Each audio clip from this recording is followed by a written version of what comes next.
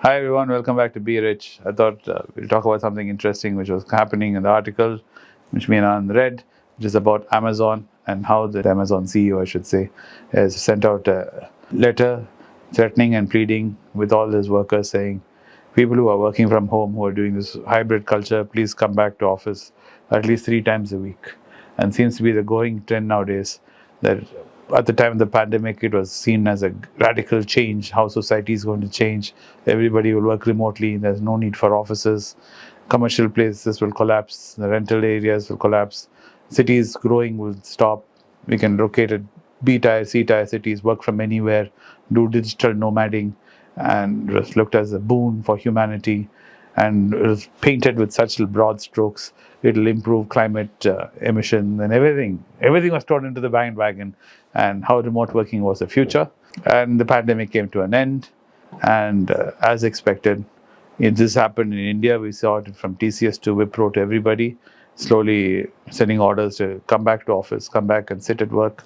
Then we saw a fleet of articles coming out in all our medias, from online to print medias and digital media, saying how great it is to be back at office, how important it is, as we are social animals and we need to be in a social environment, and we all need to get to office and interact with each other, how we need to ideate together, we need to grow together. This mentoring can only happen, like I did a video about it yesterday, that when you face to face and being in an office environment, you realize how we can only be professionals, and personal growth and professional growth can happen if we only come back to office. That seems to be the latest trend. And following that, Amazon has sent out this thing of saying at least come 3 times to work.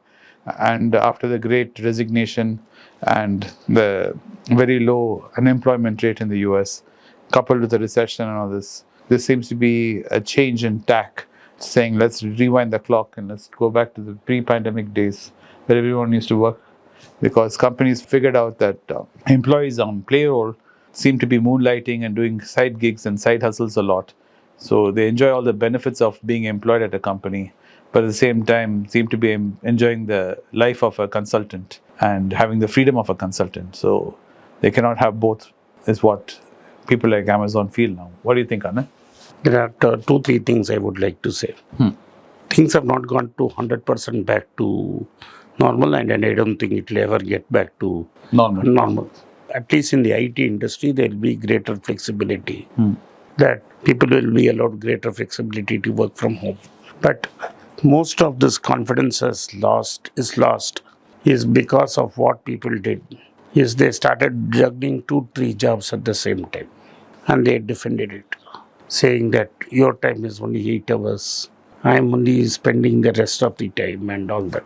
So there are cases in India of 2 PF numbers, and several things were going on.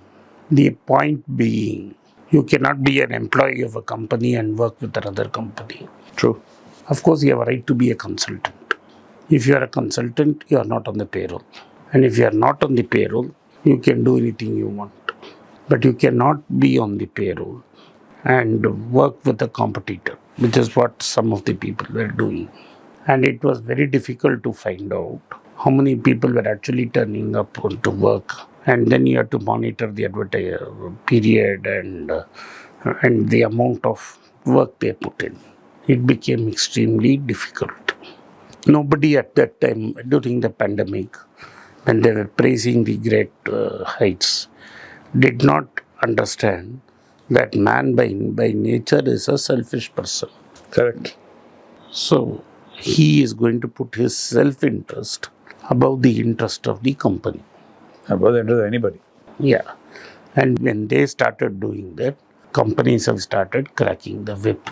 Yes. So now TCS, India's largest IT player, is saying you come at least twice a week to the office, and has started with senior levels and now has pushed junior levels to come to office full time. This is expected lines because of the reason you said that people were not willing to do only this work, were willing to do 2, 3 other things. But will it go back to normal? Will office spaces be chock-a-block full like before? I don't think so. The companies will only ensure that they come twice, thrice a week as at the senior levels and at the other levels so that they can save on office spaces. I know of startups which are completely online today. There is no offline office at all. So as companies, the large companies will find it difficult to get onto an online model. But new companies which start today will start with a virtual model. Very true. And they will say, as long as our work gets done on time and the quality work is delivered, we do not have issues. But even that is still a growing scale. Once they grow in scale, monitoring becomes extremely difficult. When that starts, this pressure will come. Also, what you have to look at is the unintended consequences this has created in terms of the ecosystem. In Karnataka, Bangalore, a lot of the real estate lobby went and complained. Very true. And the real estate is not only the real estate builder alone, the banks which have lent money for the real estate. The whole sector. The whole sector. Also, you have to look at how it has affected ancillary jobs like cab drivers. Very true. Small businesses which depend on these people. All that have taken a big hit over 3-4 years. Yes. So it has damaged the ecosystem as a whole. Do I believe that will it become 100% again? I do not think so. I just returned from Whitefield, and when you came with me, but you returned in a day. The theme across Whitefield was that rents have suddenly shot up 50 to 100%. Just alone. That's spot alone. That's spot alone. The electronic city is not as bad as that. No. It is bad, but not as bad as this. No. If you go to old Bangalore, it's still in doldrums. Still in doldrums. This is because of this back to work movement. If the IT company says no need to come to office, the Whitefield rentals would have crashed. Correct. So this is the problem, that it was affecting real estate markets in certain areas. It was affecting revenue. Plus, the fact remains that employees played hooky. But these companies did reap benefits because the overall working capital and the overheads for these companies also shrank.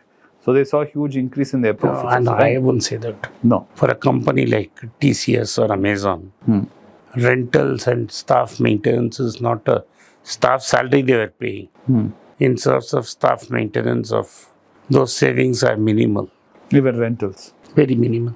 Because TCS owns most of the property. Amazon would have bought most of its property. True. So this is not much saving for them. You are looking at it from an SME and a company. But here we are looking at a global major like Amazon or a global brand like TCS. The savings were not extraordinary. There were savings. From an employee looking at it, it will be big. But at the size of the balance sheet, it won't look much. And with this thing of unemployment rates being low and opportunities being there, how will they be able to retain talent? Because a lot of talent would want to go away if they force them. In India, we have quickly seen a circle. When there was no IT guys were leaving, changing. What they did is they were working in a company. They got an offer at 100%. Correct. And using that offer, they got more than that. Okay, just for negotiation. Just for negotiation. I have seen that 2 years back. Okay. Now what has happened? Because of an imminent recession in America, nobody wants to leave their job. They're scared. They're scared. So everything goes like it all depends on, like I explained somewhere, it depends on the interest rate cycle. Very true. So thank you for watching Be Rich. I hope you enjoyed this show as much as we did in making this content. If you like this video, hit the like button, subscribe to our channel, please comment, turn on the bell notification. If you have done all of the above, send this video to your friends and relatives and have them take a look. Thank you for supporting Be Rich as always. After the event in Bangalore, my team has decided that we should visit my ex-home, Saudi Arabia. We were there recently but visited only Dammam. The idea is to cover the other two major cities, Riyadh and Jeddah. On the 22nd of September, I'll be holding an event in Riyadh, and on 29th September, we will meet in Jeddah. Those who are desirous of meeting me both in Riyadh and Jeddah should contact the email ID given below and the WhatsApp number. My team would get back to you at the earliest. Once again, thank you for supporting supporting Be Rich. It's a great privilege and honor that so many of you in thousands have subscribed to my channel and have supported me. I have written 2 books in English, The Alchemy of Money and Ordinary Stocks, Extraordinary Profits. These books are published by us and are ready. If you want to procure a copy, send us a message to the WhatsApp number given below and my team would respond to you. If you want an Amazon Kindle copy, you can click the link below. Finally, those who wish to consult with me can send a mail to berichenglish@gmail.com.